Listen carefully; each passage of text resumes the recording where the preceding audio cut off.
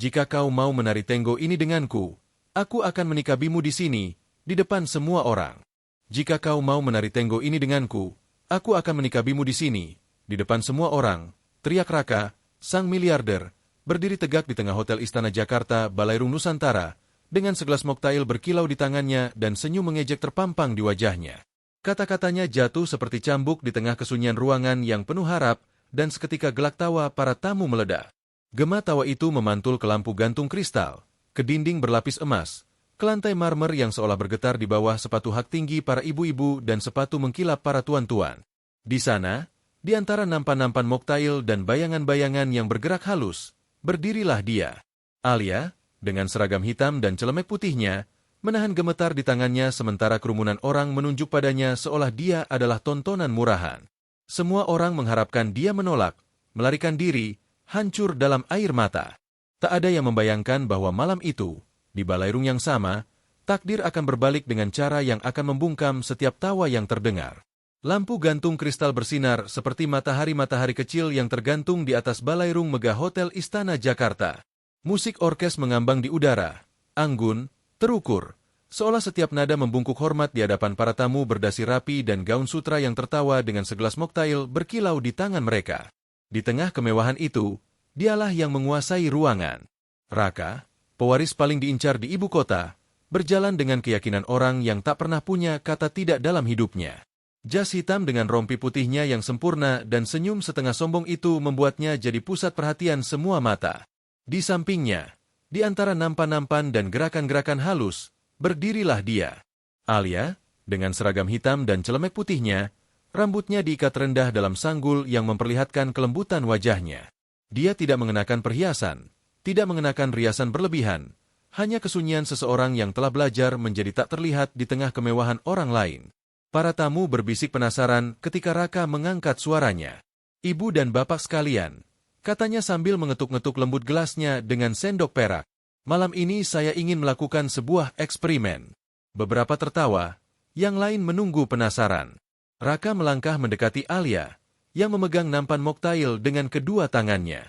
Langkahnya bergema di lantai marmer dan ketika dia berada di depannya, dia mengulurkan tangannya dengan teatrikal yang diperhitungkan. Raka menyebut namanya seolah itu adalah permainan eksotis. "Jika kau mau menari tenggo ini denganku, aku akan menikabimu di sini dan di depan semua orang." Balairung meledak dalam tawa. Beberapa tamu menutup mulut mereka pura-pura terkejut, yang lain berbisik satu sama lain dengan kejam. Orkes berhenti sejenak, seolah juga menunggu reaksinya. Alia merasakan nampan bergetar di tangannya. Panas naik ke pipinya, tapi dia tidak menundukkan pandangannya. Matanya bertemu dengan mata Raka dan meskipun ejekan itu bermaksud mereduksinya menjadi sekadar hiburan, di mata itu ada sesuatu yang lain. Kekuatan sunyi yang tak ada seorang pun di sana yang bisa membaca. Dia tersenyum percaya diri, yakin bahwa dia akan mundur. Yang lain menyesuaikan diri untuk melihat tontonan itu, seolah mereka menyaksikan sebuah pertunjukan teater di mana mereka sudah tahu endingnya. Tapi Alia tidak bergerak. Jari-jarinya mencengkeram nampan, bibirnya menutup dengan tegas. Seluruh balairung tergantung dalam keheningan yang penuh harap. Jika cerita ini sudah menyentuh hatimu di menit-menit pertama ini, ceritakan pada kami di kolom komentar dari kota mana kamu menonton dan berikan like untuk terus menemani kami. Gelak tawa menyebar seperti gema kejam yang bergema di setiap sudut balairung. Emas lampu gantung dan kilau gaun-gaun seolah memperbesar ejekan itu. Para ibu berbaju payet perak menutup mulut mereka pura-pura terkejut. Sementara para tuan dengan segelas kopi Arabica di tangan membungkuk ke depan agar tidak kehilangan satu detil pun. Raka membuka lengannya seolah mempersembahkan pertunjukan sirkus. "Lihatlah dia," serunya dengan mengejek. "Pramusaji kesayangan kita yang berubah jadi putri untuk satu malam. Kalau dia berani." Balairung meledak dalam gelombang tawa yang lain. Alia menundukkan pandangannya. Tangannya mencengkeram dengan keras celemek putihnya dan di dadanya detak jantungnya menjadi pukulan-pukulan palu yang tumpul. Dia tidak ingin mereka melihat getarannya. Dia tidak ingin memberi mereka lebih banyak alasan untuk tertawa, tapi kerumunan itu tidak puas. Mereka menunggu rasa malunya seperti orang menunggu seruan toas. "Ayo, Alia." Raka membungkuk padanya sambil tersenyum dengan arogan. "Jangan takut, ini hanya tenggo. Atau kau bahkan tidak tahu cara menari?" Kekejaman pertanyaan itu jatuh seperti cambuk. Beberapa tamu mengeluarkan desahan teatrikal seolah ejekan itu telah menyentuh batas yang nikmat. Seorang gadis muda berbaju hijau jade bernama Nadia berbisik. Yakin dia bahkan tidak tahu apa itu tango? Alia menarik napas dalam-dalam. Udara terasa membakar tenggorokannya, tapi dia tidak mengangkat suaranya. Dia menyimpan keheningan itu yang begitu sering dia gunakan sebagai perisai, meskipun di dalam dia hancur. Raka berbalik ke arah hadirin menikmati setiap detik. Bapak-bapak, ibu-ibu, saya rasa kita semua sudah punya jawabannya. Seorang pramusaji hanya berguna untuk membersihkan gelas, bukan untuk menari dengan seorang Raka. Tawa-tawa itu lebih menyakitkan lagi. Pada saat itu, Alia menutup matanya sejenak. Dia teringat sentuhan lengan-lengan yang kokoh, musik bandoneon yang jauh dan suara ibunya Aisyah yang berbisik padanya ketika masih kecil. Menarilah dengan hatimu nak, bukan dengan kakimu. Napasnya menjadi tenang dan ketika dia membuka matanya lagi, itu bukan mata yang sama. Ada kilau tersembunyi di dalamnya, api yang tak ada yang mengharapkan menemukan di wanita berseragam sederhana itu. Balairung, yang masih tertawa, tidak membayangkan apa yang akan terjadi. Keheningan menguasai Balairung seperti bayangan yang tak terduga. Tawa-tawa yang detik sebelumnya meluap sekarang mengapung di udara. Retak, tidak pasti. Alia mengangkat kepalanya perlahan. Bukan gerakan kasar atau menantang. Itu seperti kekuatan kuno yang mendorongnya untuk menunjukkan untuk pertama kalinya dalam bertahun-tahun bahwa dia tidak tak terlihat. Matanya menyusuri barisan wajah-wajah yang mengamatinya. Dia melihat bibir-bibir bercat merah yang meliuk dalam senyum kejam. Dia melihat kancing emas berkilau di lengan baju para tuan yang mengira diri mereka pemilik malam. Dan pada akhirnya dia menemukan mata Raka. Dia mempertahankan senyum arogan itu, percaya diri, senyum orang yang percaya dia punya kekuatan untuk memutuskan nasib semua orang. Ada apa, Alia? Tanyanya dengan mengejek, cukup keras agar semua orang mendengar. Kau pikir kau akan menerimanya? Dia tidak menjawab. Dia menempatkan dengan hati-hati nampan yang dia bawa di meja terdekat. Suara gelas-gelas kristal yang bersentuhan terdengar jelas, seperti tembakan di tengah keheningan. Beberapa tamu terkejut, yang lain membungkukkan tubuh mereka ke depan, yakin bahwa mereka akan menyaksikan penghinaan terakhir. Raka melangkah ke arahnya. Ayo, katanya sambil membungkuk dengan sopan yang dibuat-buat. Jangan takut, ini hanya tango, meskipun tentu saja, mungkin kau bahkan tidak tahu apa itu. Tawa kering keluar dari seorang pria berkumis tipis. Bernama Bima.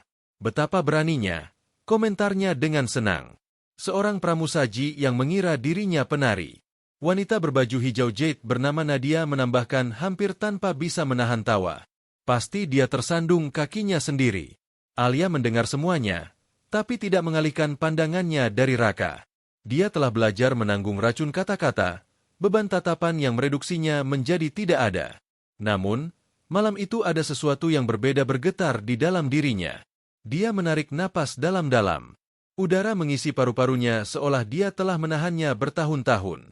Dia menegakkan bahunya dan dengan langkah teguh melangkah sedikit ke tengah Balairung. Gumaman para tamu naik seperti ombak.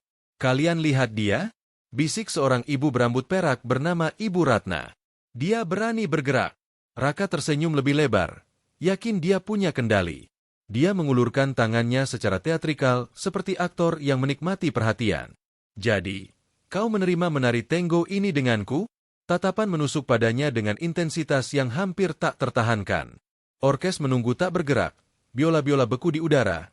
Pak Dirga si konduktor orkes membiarkan tongkatnya tergantung seperti pedang yang menunggu untuk turun. Alia tidak berbicara. Dia hanya berjalan maju, langkah demi langkah, sampai berada di hadapan Raka. Jarak di antara mereka sekarang hanya napas. Dia menatap matanya dan untuk pertama kalinya malam itu, dia berbicara. Suaranya tenang, rendah, tapi jelas seperti lonceng. Ya, saya menerima. Balairung meledak dalam bisikan terkejut. Ibu Mira, seorang wanita dengan kalung emas, menjatuhkan kipas tangannya ke lantai.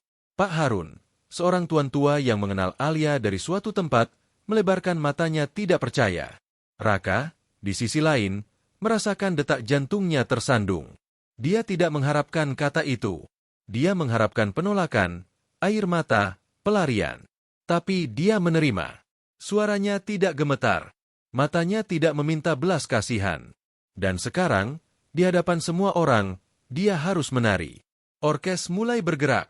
Pak Dirga mengangkat tongkatnya dengan hati-hati dan melodi pertama Tango mulai keluar perlahan dari biola. Lembut seperti bisikan, tapi dengan ancaman yang terpendam. Raka mengulurkan tangannya dan Alia menerimanya. Sentuhan itu terasa listrik. Dia menariknya ke arahnya dengan kekuatan yang dimaksudkan untuk intimidasi, tapi tubuhnya tidak gemetar. Matanya, yang tertancap pada matanya, bersinar dengan ketenangan yang membuatnya bingung. Langkah pertama bergema di lantai marmer. Raka memimpin dengan gerakan luas, berlebihan, mencari tawa para penonton. Kerumunan menahan napas, mengharapkan dia tersandung, kehilangan keseimbangan, mengkonfirmasi lelucon itu. Itu tidak terjadi. Alia meluncur dengan kealamian yang tak ada yang bisa mengerti. Roknya yang sederhana menyentuh lantai dengan presisi yang tepat. Kakinya seolah menghafal setiap aksen musik itu. Tidak ada keraguan, tidak ada ketakutan. Raka mengangkat alis tidak percaya. Dia mencoba melakukan putaran cepat untuk membuatnya kesulitan. Tapi dia mengikutinya seperti bayangan sempurna, tanpa usaha. Gumaman di antara para tamu menjadi terdengar. Kalian lihat dia bergerak. Keringat mulai berkilau di dahi Raka. Dia tidak bisa membiarkan wanita yang dia sendiri sudah permalukan bersinar lebih dari dia di permainannya sendiri. Dia mencengkeram pinggangnya dengan lebih kuat, hampir dengan marah, dan berbisik di antara giginya. Dari mana kau belajar bergerak seperti itu? Alia tidak menjawab. Dia hanya menundukkan pandangannya sejenak, dan dalam gerakan sunyi itu tergambar sesuatu yang lebih kuat dari 1000 kata. Memori, rasa sakit dan suara yang hilang yang masih berbisik di hatinya. Para musisi seolah merasakannya juga. Bandoneon menangis dengan lebih intens. Biola berteriak dengan nada-nada tinggi. Tango itu bukan lagi ejekan. Itu berubah menjadi duel. Hadirin, terpesona, membungkuk ke depan. Tak ada yang tertawa sekarang. Kipas-kipas tangan ditutup dengan keras. Gelas-gelas moktail terlupakan di meja. Semua kemewahan istana itu direduksi menjadi satu adegan saja. Seorang pramusaji anonim menantang sang miliarder di hadapan semua orang dengan kemurnian tariannya. Dan apa yang sampai beberapa menit yang lalu adalah alasan untuk tertawa, mulai berubah menjadi gemetar rasa hormat yang rahasia. Tango bergerak maju seperti arus listrik yang menguasai semua yang hadir. Setiap nada bandoneon menancap di kulit. Setiap pukulan kontrabas membuat dinding berlapis emas balairung bergetar. Para tamu yang di awal tertawa, sekarang diam, terhipnotis oleh pemandangan yang tak ada yang akan bayangkan. Alia berputar dengan presisi yang tampak mustahil bagi seseorang yang mengenakan seragam pramusaji. Kakinya menyentuh marmer tanpa kesalahan, menandai irama dengan keyakinan yang tidak meminta izin. Setiap gerakannya memiliki kekuatan dari seseorang yang telah mencintai dalam diam, dari seseorang yang telah menyimpan api rahasia selama bertahun-tahun. Raka mencoba merebut kembali kendali. Dia mencengkeramnya dengan kasar, memimpinnya ke putaran yang lebih cepat, berharap dia tersandung. Tapi Alia merespons dengan kelancaran yang mengejutkan. Roknya berputar seperti sayap gelap dan lengannya menemukan keseimbangan sempurna. Hadirin bergumam dengan takjub. Kalian lihat? Bisik seorang ibu berkipas merah. Dia tidak hanya menari, dia menguasai. Seorang pria berkumis beruban menggelengkan kepalanya. Tidak percaya. Ini bukan kebetulan. Wanita itu sudah berlatih. Kelihatan. Raka tersenyum dengan terpaksa, meskipun di dalam dirinya mulai terbakar rasa malu. Permainannya mulai lepas kendali. Apa yang seharusnya menjadi lelucon kejam sedang berubah menjadi tontonan yang mengeksposnya. Jangan terlalu percaya diri, katanya di antara giginya sambil membuatnya mundur dengan langkah-langkah yang lebih keras. Alia menatapnya dengan pandangan. Matanya yang gelap bersinar dengan sesuatu yang tak ada seorang pun di ruangan itu yang pernah lihat padanya. Sebuah martabat yang garang, sunyi, mustahil untuk dipatahkan. Tango tumbuh. Orkes, tertular oleh intensitasnya meningkatkan kekuatan nada-nadanya. Biola-biola berdecit. Piano memukul dengan dorongan dan bandoneon berdarah di setiap akord. Alia melangkah maju, memaksa Raka untuk mundur. Itu tidak terlihat bagi banyak orang. Tapi mereka yang mengenal bahasa Tango menyadarinya.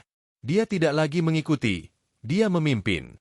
Tepuk tangan yang terisolasi meledak dari belakang.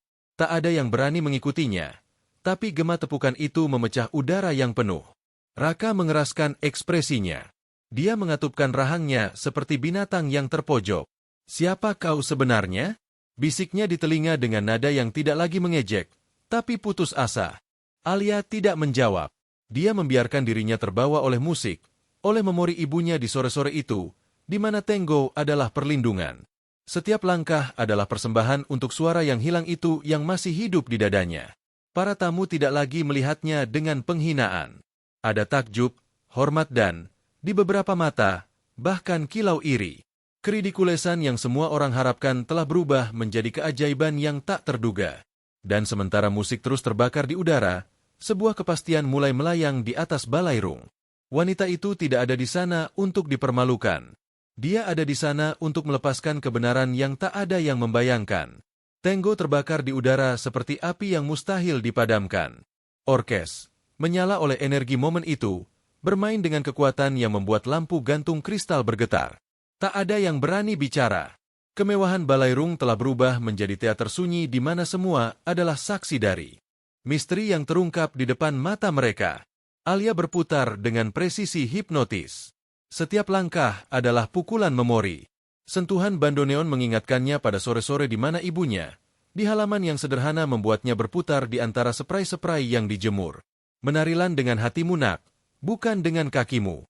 Suara wanita itu kembali sekarang jelas dan mengembalikan kekuatan yang dia kira hilang. Raka mencoba memaksakan diri, mendorong, menarik, menandai langkah-langkah keras, tapi setiap usaha kontrol membuatnya lebih terekspos.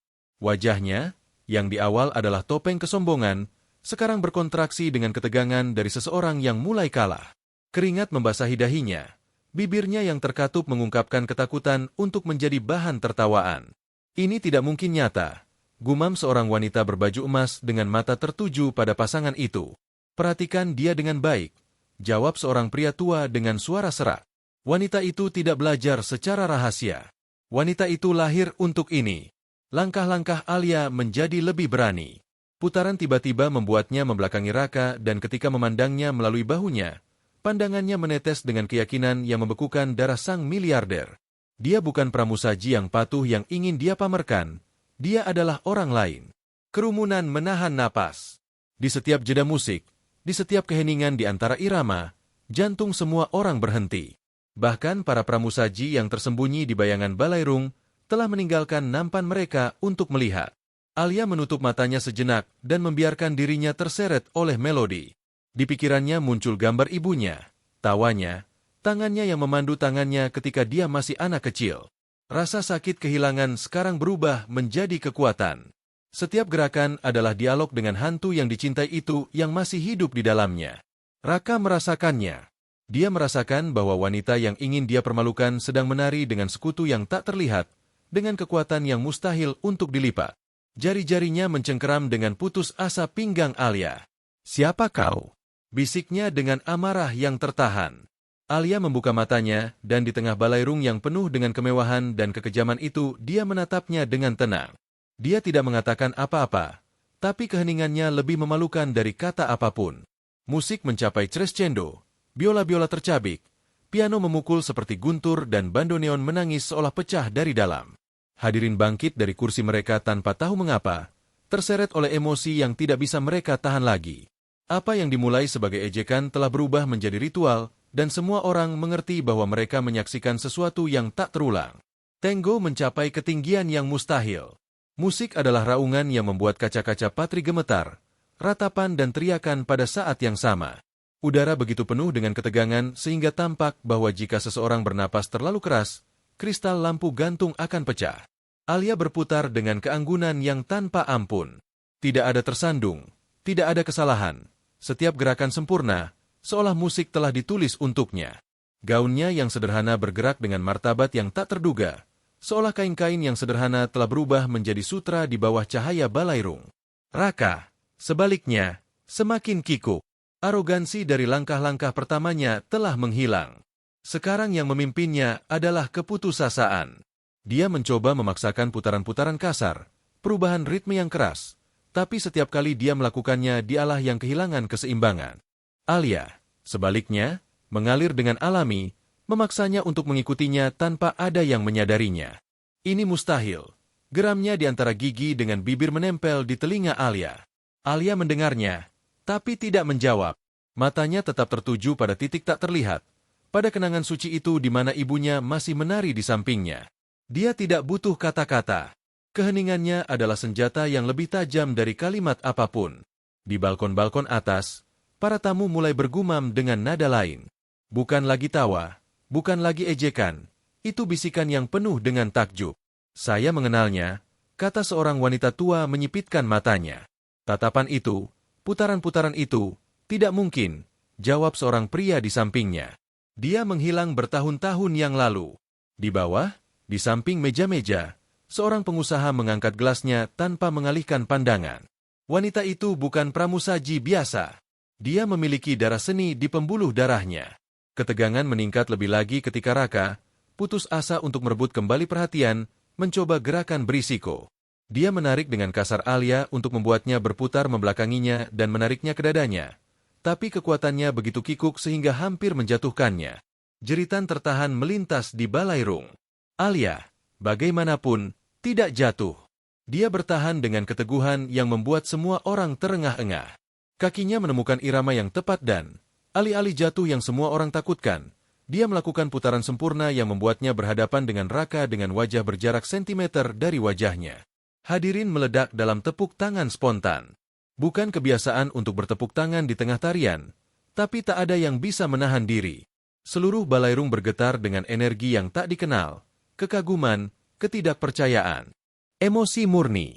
Raka, wajahnya memerah, mengatupkan giginya.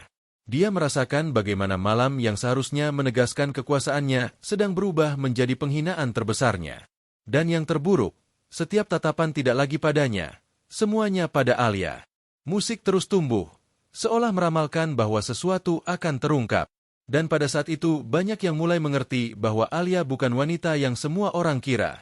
Akor terakhir bandoneon membentang di udara seperti benang tak terlihat yang tak ada yang mau melepaskan.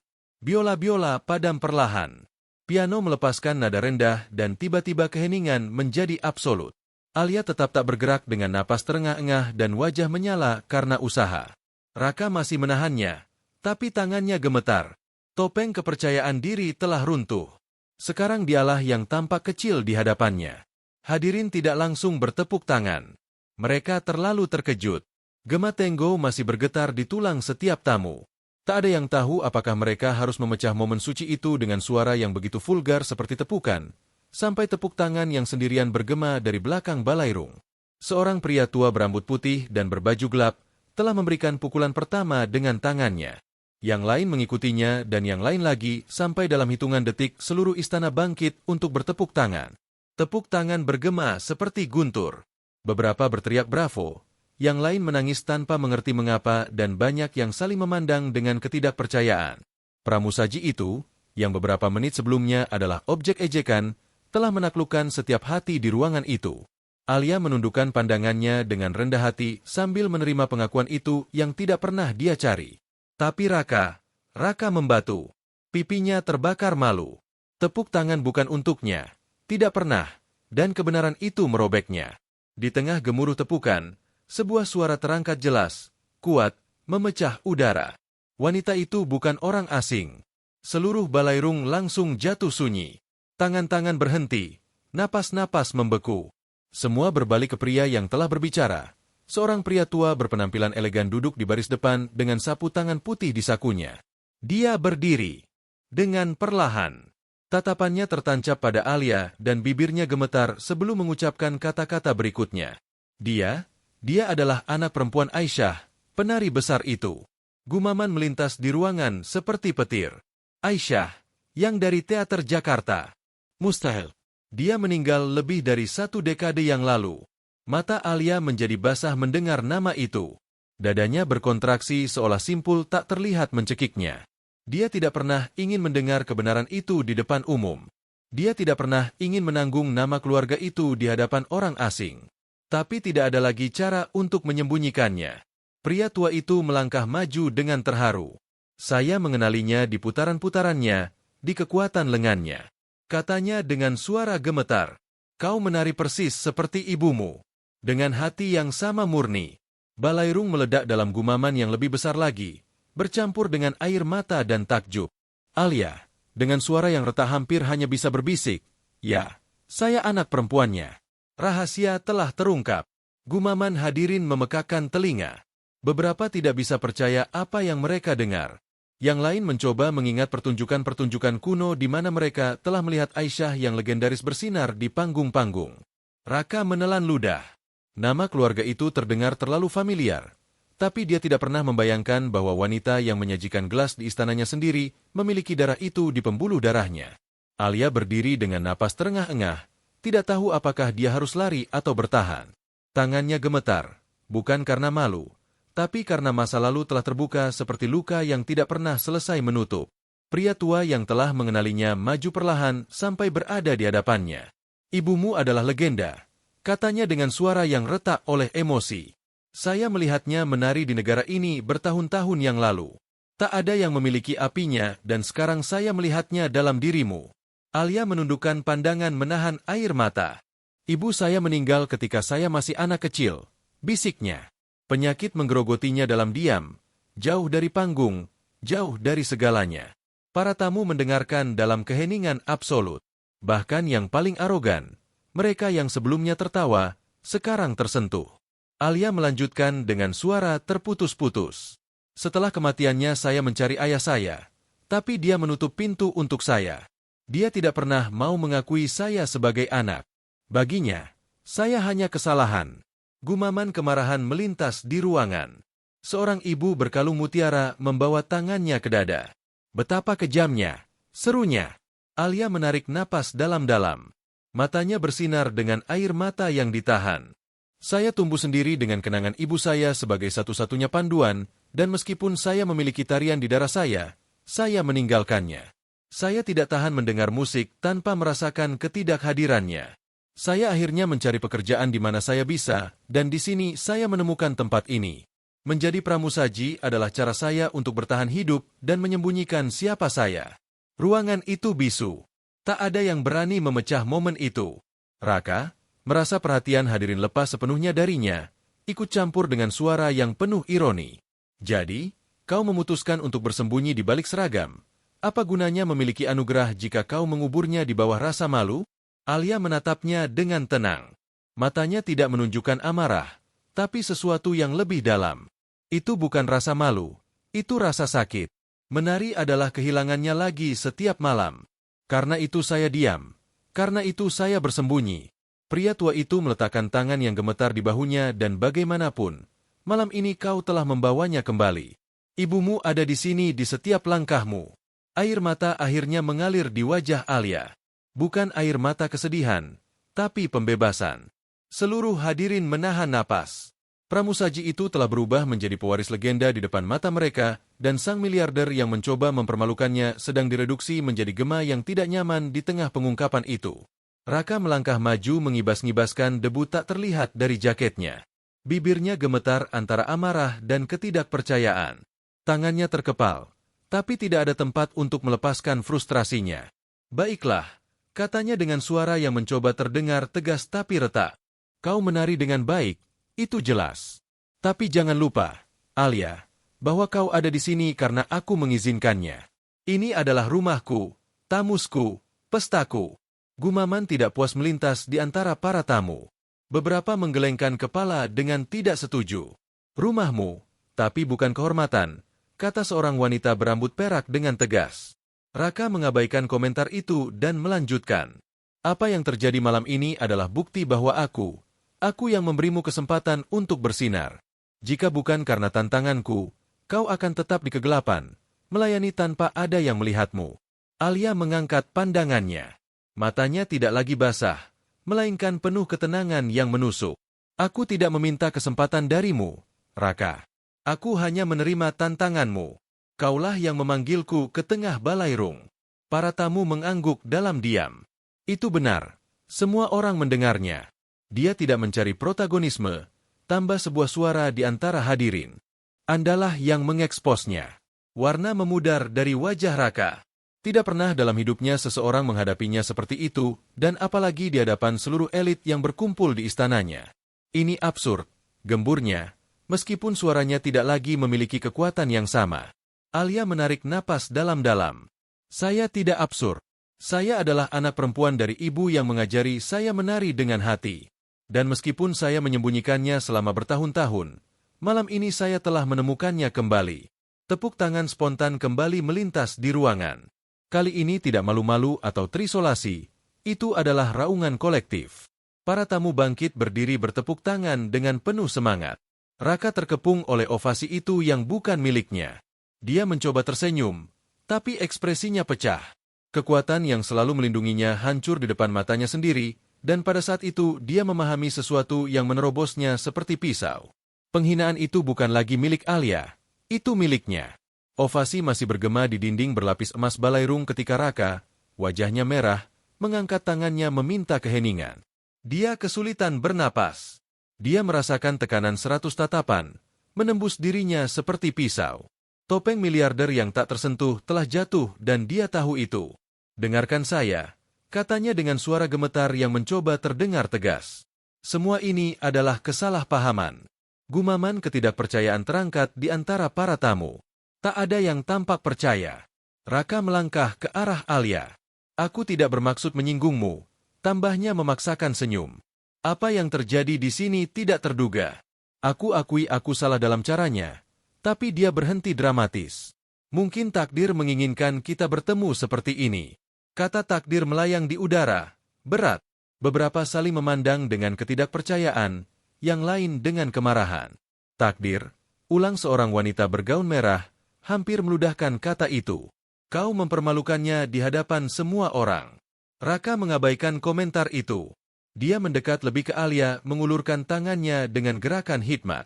Alia, ucapnya dengan penekanan pada nama keluarga, seolah dia ingin mengambil alihnya. Hari ini kau telah menunjukkan kepada kami siapa dirimu. Seorang wanita yang kuat, seorang seniman sejati. Aku memintamu untuk memaafkan aku. Keheningan itu padat. Semua menunggu jawaban Alia.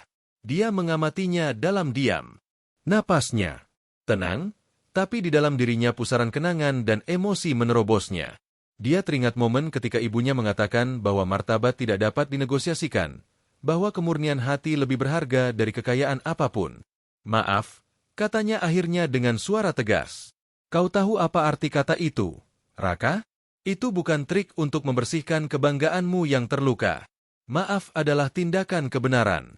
Dan kau masih belum memahaminya. Hadirin bereaksi dengan gumaman intens. Tak ada yang pernah berani berbicara seperti itu kepada Raka. Dia mundur setengah langkah bingung. Aku bisa berubah.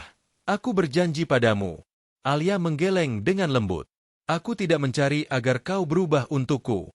Jika suatu hari kau melakukannya, itu akan untuk dirimu sendiri. Pria tua yang telah mengenali Alia maju mengangkat suaranya. Wanita ini tidak membutuhkan nama keluargamu atau uangmu. Dia sudah memiliki yang terbesar, martabat yang kau coba rampas darinya. Tepuk tangan segera mengikutinya. Seluruh ruangan kembali bangkit berdiri. Kali ini tidak hanya untuk mengagumi tarian, tapi untuk membela Alia. Raka terpojok. Manuver terakhirnya telah hancur di tangannya. Alia menarik napas dalam-dalam dan dengan ketenangan yang menyentuh semua orang. Katanya, aku tidak menyimpan dendam, Raka, tapi aku tidak akan bermain dalam permainanmu lagi. Malam ini tidak mengubah takdirku, itu mengubah takdirmu.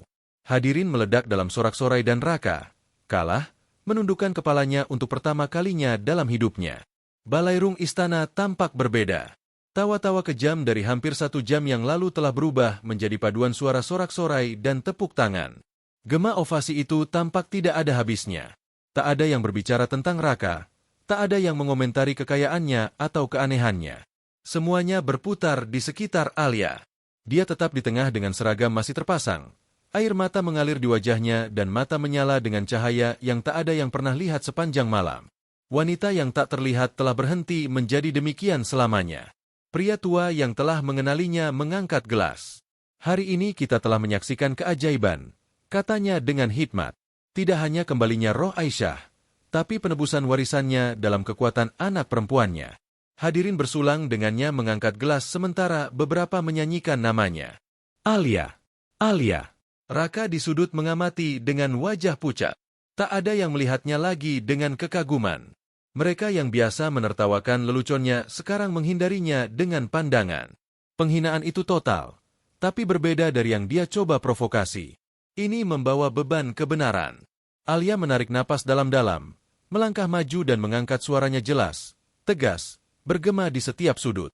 Aku tidak mencari malam ini. Aku tidak meminta berada di tengah. Tapi aku belajar bahwa menyembunyikan siapa kita juga adalah bentuk pengabaian. Selama bertahun-tahun aku diam karena rasa sakit, karena ketakutan. Hari ini aku mengerti bahwa ibuku tidak benar-benar mati, karena dia masih hidup di setiap irama yang aku tarikan. Gumaman terharu melintas di balairung. Beberapa menangis secara terbuka. Maaf itu ada, lanjutnya. Tapi bukan tentang membenarkan kekejaman, melainkan tidak membiarkannya mencuri apa yang kita cintai. Malam ini aku tidak menari untuk Raka atau untuk kalian. Aku menari untuk menghormati ibuku dan untuk mengingat bahwa bahkan di tengah penghinaan, harapan bisa tumbuh. Hadirin kembali bertepuk tangan berdiri. Kali ini para musisi juga bergabung memukul instrumen mereka dengan hormat, seolah menutup sebuah ritual. Raka mencoba membuka mulutnya, tapi tidak ada suara yang keluar. Alia menatapnya untuk terakhir kalinya dengan ketenangan. Semoga suatu hari kau menemukan bahwa kebesaran sejati tidak diukur dalam uang atau ejekan, melainkan dalam kemampuan untuk terhubung dengan hati yang murni. Dia menundukkan kepalanya. Tidak ada jawaban yang mungkin. Orkes, atas inisiatif sendiri, melanjutkan melodi lembut, bukan ejekan atau tontonan, tapi penghormatan. Alia, dengan langkah tenang, mundur ke arah pintu keluar balairung dan sementara dia maju, tepukan semua orang menandai ritme perpisahan yang penuh kemenangan. Malam itu Jakarta akan mengingat satu nama saja. Malam itu Jakarta akan mengingat satu nama saja dan bukan nama Raka. Tapi cerita malam itu belum benar-benar berakhir. Sementara Alia melangkah menuju pintu keluar balairung dengan kepala tegak dan hati yang akhirnya bebas, sesuatu yang tak terduga terjadi. Pintu besar balairung terbuka dengan keras dan seorang pria parubaya berbaju batik elegan melangkah masuk dengan langkah tergesa-gesa. Wajahnya pucat, matanya mencari-cari di antara kerumunan. Para tamu berbalik, bingung dengan kedatangan mendadak ini. Orkes berhenti bermain. Keheningan kembali menguasai ruangan. Pria itu berhenti di ambang pintu. Napasnya terengah-engah seolah dia baru saja berlari jauh. Matanya menyapu seluruh balairung sampai akhirnya berhenti pada sosok Alia yang berdiri di tengah dengan seragam pramusaji dan mata yang masih basah oleh air mata. Ekspresi pria itu berubah. Dari kepanikan menjadi keterkejutan. Dari keterkejutan menjadi sesuatu yang lebih dalam, penyesalan yang sudah lama terpendam. Alia, bisiknya. Tapi suaranya cukup keras untuk didengar oleh beberapa tamu terdekat. Alia membeku. Dia mengenal suara itu. Suara yang telah dia coba lupakan selama bertahun-tahun. Suara yang pernah menutup pintu di wajahnya ketika dia masih remaja dan mencari perlindungan setelah kematian ibunya. Perlahan, dengan tangan gemetar, dia berbalik. Dan di sana, berdiri di bawah cahaya lampu gantung kristal yang megah, adalah Bapak Surya, ayah kandungnya yang telah menolaknya puluhan tahun yang lalu. Gumaman terkejut melintas di antara para tamu. Beberapa mengenal Bapak Surya sebagai pengusaha properti yang sukses dan dihormati di Jakarta, seorang pria yang dikenal karena kedermawanannya di bidang seni dan budaya. Tapi tak ada yang tahu bahwa dia memiliki anak perempuan yang dia tinggalkan. Bapak Surya melangkah maju perlahan, seolah setiap langkah membawa beban bertahun-tahun penyesalan. Tangannya terulur setengah jalan, tapi dia ragu untuk melanjutkan. Alia, ulangnya, kali ini dengan suara yang retak. Aku mendengar tentang apa yang terjadi malam ini.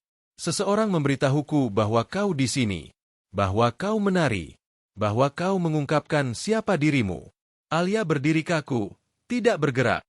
Emosinya bergejolak antara amarah, rasa sakit, dan kebingungan yang luar biasa. Kenapa kau di sini? Tanyanya dengan suara dingin yang kontras dengan kehangatan yang baru saja dia tunjukkan kepada para tamu. Bapak Surya menghentikan langkahnya, memahami bahwa dia tidak memiliki hak untuk mendekat lebih jauh tanpa izin.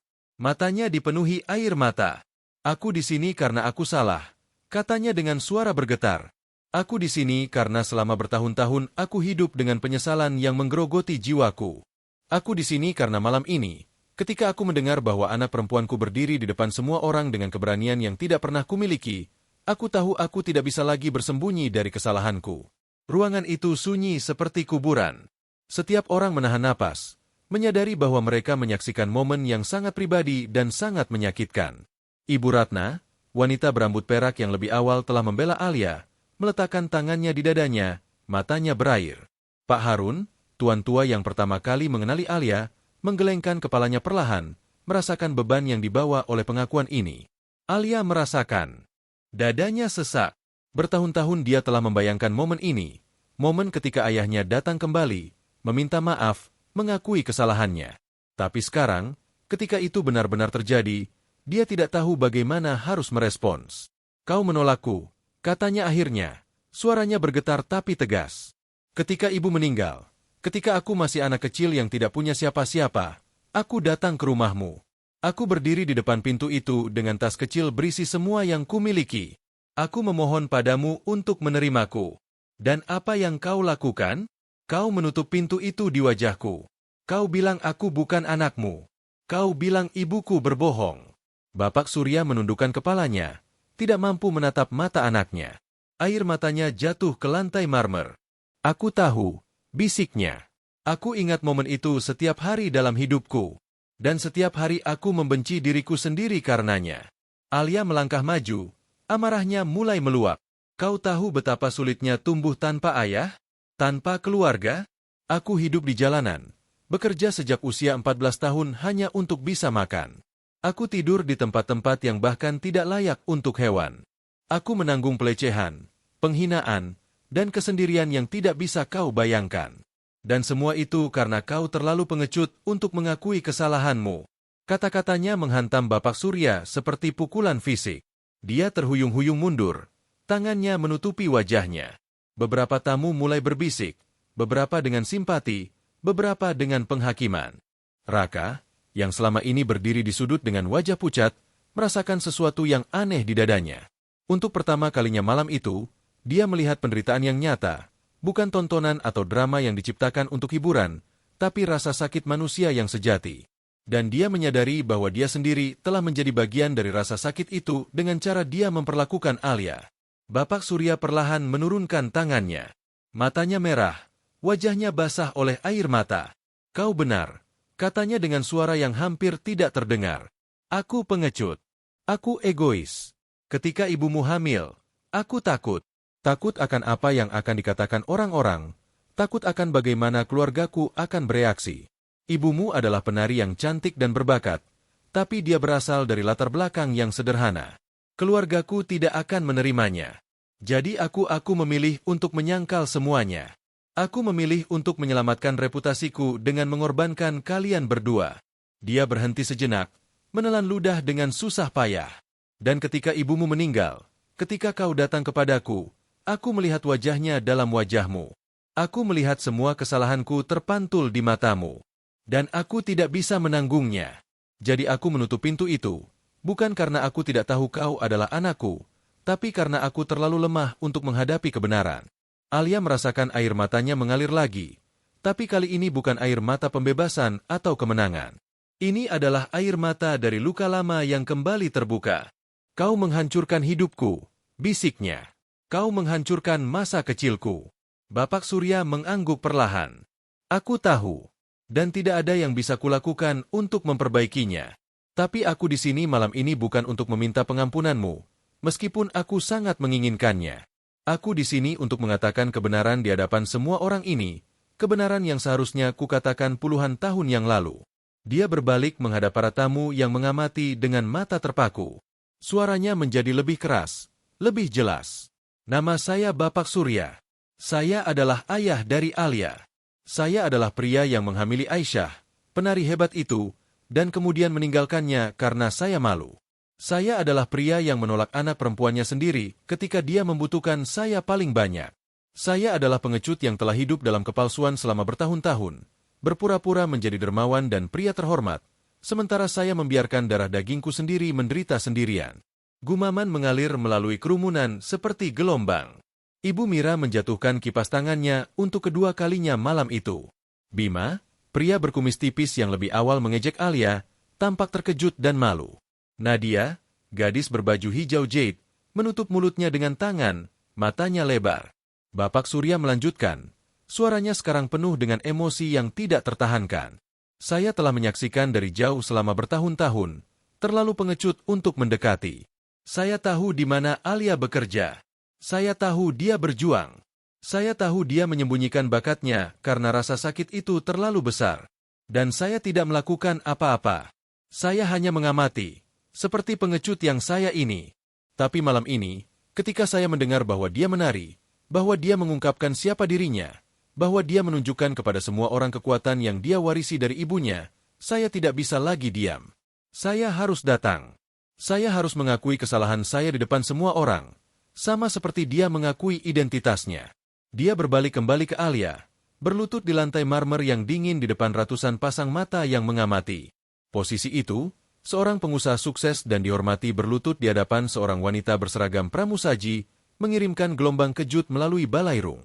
Alia, katanya dengan suara yang hancur oleh penyesalan.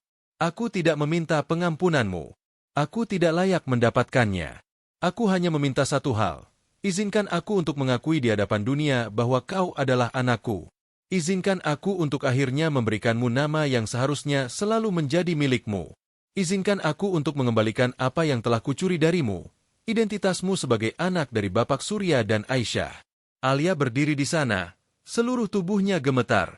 Ini adalah momen yang telah dia impikan dan takuti sekaligus. Momen pengakuan, tapi juga momen di mana dia harus memutuskan apakah dia bisa membuka hatinya untuk orang yang telah menghancurkannya. Para tamu menunggu dalam keheningan yang hampir spiritual. Beberapa wanita menangis secara terbuka, tersentuh oleh drama manusia yang terungkap di hadapan mereka.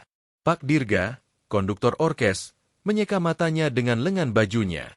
Bahkan para pramusaji yang berdiri di pinggiran ruangan, rekan-rekan kerja Alia, merasakan air mata mereka mengalir. Alia akhirnya berbicara, suaranya pelan tapi jelas. Kenapa sekarang? Kenapa setelah semua tahun ini?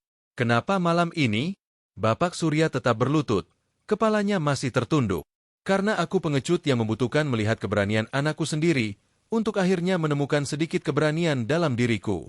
Karena ketika aku mendengar bahwa kau menari di depan semua orang ini, menghadapi penghinaan dan mengubahnya menjadi kemenangan, aku menyadari bahwa kau adalah segalanya yang seharusnya aku jadi tapi tidak pernah. Kau memiliki keberanian ibumu dan kekuatan yang aku tidak pernah miliki. Dan aku tidak bisa lagi membiarkan kepenanganku mengubur kebenaran. Alia merasakan sesuatu patah di dalam dadanya, bukan dengan cara yang menyakitkan, tapi dengan cara yang membebaskan. Dia telah menghabiskan begitu banyak tahun membawa amarah dan rasa sakit, dan sekarang, melihat ayahnya berlutut di hadapannya, mengakui semua kesalahannya di depan ratusan orang, dia merasakan beban itu mulai terangkat. Tapi itu tidak berarti luka-luka itu hilang. Itu tidak berarti pengampunan datang dengan mudah. Dia menarik napas dalam-dalam, matanya mengamati pria yang berlutut di hadapannya. Pria yang pernah membuangnya seperti sampah. Pria yang sekarang menangis di kakinya. Bangun, katanya akhirnya dengan suara yang lebih lembut dari yang dia harapkan. Bapak Surya mengangkat kepalanya, matanya penuh harapan dan ketakutan. Alia melanjutkan, aku tidak bisa mengatakan bahwa aku memaafkanmu. Ska. Luka yang kau berikan terlalu dalam untuk disembuhkan dalam satu malam. Tapi aku bisa mengatakan ini, aku menghargai keberanianmu untuk datang ke sini malam ini. Aku menghargai bahwa kau akhirnya mengakui kebenaran.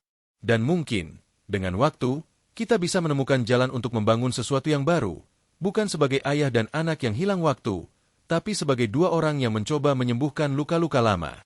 Bapak Surya berdiri perlahan, air mata masih mengalir di wajahnya. Dia tidak mencoba untuk memeluk Alia, memahami bahwa dia tidak memiliki hak untuk sentuhan itu. Sebaliknya, dia hanya mengangguk, tangannya terkepal di sisinya. Itu lebih dari yang aku berani harapkan, katanya dengan suara gemetar. Terima kasih, Alia. Terima kasih karena tidak menutup pintu seperti yang aku lakukan padamu. Tepuk tangan perlahan mulai terdengar, dimulai oleh Pak Harun, tuan tua yang telah mengenali Alia sejak awal. Tepukan itu menyebar menjadi standing ovation lain, tapi kali ini bukan hanya untuk tarian Alia atau untuk keberaniannya menghadapi Raka. Ini adalah tepukan untuk kemanusiaan, untuk kemampuan untuk mulai memaafkan bahkan ketika luka masih segar, untuk keberanian menghadapi masa lalu dan membuka kemungkinan masa depan. Di tengah tepukan itu, Raka melangkah maju. Wajahnya masih pucat, tapi ada sesuatu yang berbeda dalam ekspresinya. Kerendahan hati yang belum pernah ada sebelumnya. Dia berhenti di samping Bapak Surya, menghadap Alia. Alia, katanya dengan suara yang berbeda dari arogan yang dia gunakan di awal malam.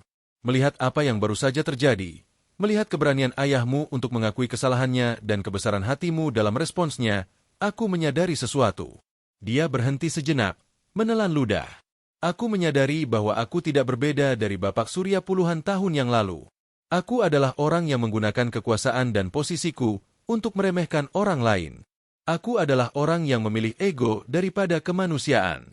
Dan malam ini, kau telah menunjukkan kepadaku cermin yang sangat tidak nyaman, cermin yang memantulkan kembali semua kekurangan dan kelemahan karakterku.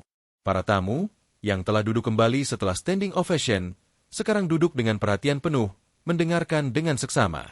Raka melanjutkan, aku tidak akan mencoba untuk membenarkan apa yang kulakukan malam ini. Tidak ada pembenaran untuk penghinaan itu. Aku melakukannya karena aku bisa. Karena aku pikir kekuasaan memberiku hak untuk mempermainkan kehidupan orang lain. Tapi kau telah mengajari aku pelajaran yang tidak akan pernah kulupakan. Kau mengajari aku bahwa martabat sejati tidak datang dari uang atau posisi, tapi dari karakter dan integritas. Dan aku melihat sekarang bahwa aku sangat kurang dalam kedua hal itu. Dia menatap langsung ke mata Alia. Aku meminta maaf, Alia. Maaf yang tulus, bukan yang dibuat-buat seperti yang kulakukan sebelumnya. Aku tidak mengharapkan pengampunanmu, dan aku tidak akan mencoba untuk memaksanya. Tapi aku ingin kau tahu bahwa malam ini telah mengubah aku. Aku tidak tahu apakah aku bisa menjadi orang yang lebih baik, tapi aku akan mencoba. Dan aku akan memulai dengan membuat perubahan nyata. Alia mengamatinya dalam diam, mencoba untuk membaca ketulusan dalam kata-katanya. Raka berbalik menghadap para tamu. Mulai malam ini, aku akan mendirikan yayasan untuk mendukung seniman muda yang berasal dari latar belakang kurang mampu. Yayasan itu akan diberi nama Yayasan Aisyah, untuk menghormati Ibu Alia dan untuk memastikan bahwa bakat-bakat muda tidak hilang karena kemiskinan atau kurangnya kesempatan. Alia akan menjadi direktur artistik yayasan itu, jika dia mau menerima posisi itu. Dan gaji pertamanya akan cukup untuk memastikan dia tidak akan pernah lagi harus bekerja sebagai pramusaji kecuali dia memilih untuk melakukannya. Gumaman takjub melintas melalui kerumunan. Ini adalah pengumuman yang sangat besar, dan datang dari seseorang yang beberapa jam sebelumnya telah menjadi sumber penghinaan. Raka berbalik kembali ke Alia. Ini bukan untuk membelimu, katanya dengan cepat. Ini bukan untuk membersihkan kesalahanku dengan uang. Ini adalah karena malam ini aku melihat apa yang bisa terjadi ketika bakat dikubur oleh keadaan. Dan aku ingin memastikan bahwa tidak ada lagi Alia lain di luar sana yang harus menyembunyikan hadiah mereka karena dunia terlalu kejam untuk menghargainya. Alia berdiri di sana. Kepalanya berputar dengan semua yang telah terjadi dalam beberapa jam terakhir. Dari pramusaji yang diejek menjadi penari yang diakui, dari anak yang ditolak menjadi anak yang diakui, dan sekarang dari korban penghinaan menjadi direktur yayasan. Itu semua terlalu banyak, terlalu cepat. Tapi ketika dia melihat wajah-wajah di sekitarnya, wajah Bapak Surya dengan penyesalannya, wajah Raka dengan kerendahan hatinya yang baru ditemukan, wajah para tamu dengan kekaguman dan dukungan mereka, dan wajah rekan-rekannya sesama pramusaji dengan air mata kebanggaan mereka, dia menyadari sesuatu. Malam ini bukan hanya tentang dia. Ini tentang semua orang yang pernah merasa tidak terlihat, semua orang yang pernah ditolak, semua orang yang pernah menyembunyikan bagian dari diri mereka karena takut akan penghakiman. Dan jika ceritanya bisa menginspirasi perubahan, bahkan perubahan kecil, maka semua rasa sakit itu, semua tahun perjuangan itu, mungkin memiliki tujuan. Aku menerima posisi itu, katanya akhirnya, suaranya kuat dan jelas. Bukan untuk diriku sendiri, tapi untuk semua orang seperti aku. Untuk semua anak yang ditolak oleh orang tua mereka. Untuk semua seniman yang harus menyembunyikan bakat mereka untuk bertahan hidup. Untuk semua orang yang pernah merasa bahwa dunia ini terlalu keras, terlalu kejam. Aku akan menerima posisi itu dan aku akan memastikan bahwa yayasan ini benar-benar membuat perbedaan. Tepukan meledak lagi. Kali ini lebih keras dan lebih tulus dari sebelumnya. Orang-orang berdiri, bertepuk tangan, berteriak dukungan mereka. Ibu Ratna dan Ibu Mira memeluk satu sama lain, menangis bahagia. Pak Harun mengangkat gelasnya tinggi-tinggi, matanya bersinar dengan air mata kebanggaan. Bima dan Nadia, yang telah mengejek Alia di awal malam, sekarang bertepuk tangan dengan antusias. Wajah mereka dipenuhi rasa malu atas perilaku mereka sebelumnya dan kekaguman atas kebesaran hati Alia. Pak Dirga, konduktor orkes, mengangkat tongkatnya dan orkes mulai bermain lagi. Kali ini melodi yang indah dan mengharukan, sebuah lagu yang berbicara tentang harapan, penebusan, dan kekuatan cinta untuk menyembuhkan bahkan luka terdalam. Alia merasakan air mata mengalir di wajahnya lagi.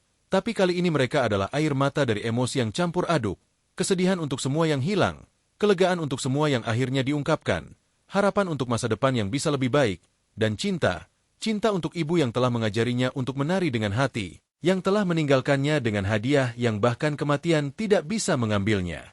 Dia melihat ke arah balkon atas, dan untuk sesaat, dalam permainan cahaya dan bayangan dari lampu gantung kristal, dia bisa bersumpah dia melihat bayangan seorang wanita, anggun dan cantik, dengan senyum lembut di wajahnya. Aisyah, ibunya, mengamatinya dengan kebanggaan. Alia tersenyum melalui air matanya, membungkuk sedikit ke arah bayangan itu, sebuah penghormatan terakhir kepada wanita yang telah membentuknya, yang telah mencintainya dengan sepenuh hati meskipun dunia begitu kejam, yang telah mengajarinya bahwa seni adalah bahasa jiwa dan bahwa menari dengan hati adalah cara untuk tetap hidup bahkan setelah semua telah hilang. Kemudian bayangan itu menghilang, dan Alia kembali ke momen ini, ke balairung yang penuh dengan orang-orang yang sekarang melihatnya bukan sebagai pramusaji, tapi sebagai manusia yang utuh, dengan cerita, dengan rasa sakit, dengan kekuatan. Bapak Surya melangkah lebih dekat, masih hati-hati, masih tidak yakin. Bolehkah aku bertanya sesuatu? Katanya pelan. Alia mengangguk. Dia bertanya, bolehkah suatu hari, ketika kau siap, aku menceritakan padamu tentang ibumu, tentang bagaimana kami bertemu, tentang betapa dia mencintaimu bahkan sebelum kau lahir, tentang semua hal yang mungkin tidak kau ketahui? Alia merasakan dadanya sesak lagi, tapi dengan cara yang berbeda. Ya, bisiknya. Suatu hari, ketika aku siap. Bapak Surya mengangguk. Sebuah senyum kecil yang penuh kesedihan dan harapan muncul di wajahnya. Aku akan menunggu. Selama yang kau butuhkan. Raka juga melangkah lebih dekat. Jika kau membutuhkan apapun untuk yayasan, apapun, kau hanya perlu bertanya. Dan Alia, sekali lagi, aku benar-benar minta maaf. Alia menatapnya. Dan untuk pertama kalinya malam itu, dia tersenyum padanya. Sebuah senyum yang tulus meskipun masih sedikit sedih. Maaf diterima, Raka. Sekarang mari kita lihat apakah kau benar-benar berubah, atau apakah ini hanya kata-kata. Raka mengangguk dengan serius. Aku akan membuktikannya. Aku berjanji.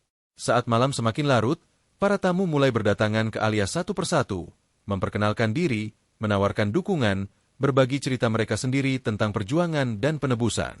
Ibu Ratna memeluknya dengan erat, berbisik di telinganya, kau adalah inspirasi. Sayang, jangan pernah lupakan itu. Pak Harun menceritakan bagaimana dia pernah melihat Aisyah menari puluhan tahun yang lalu, dan bagaimana dia tidak pernah melupakan keindahan dan kekuatan dalam penampilannya. Kau memiliki hal yang sama, katanya dengan mata berkaca-kaca.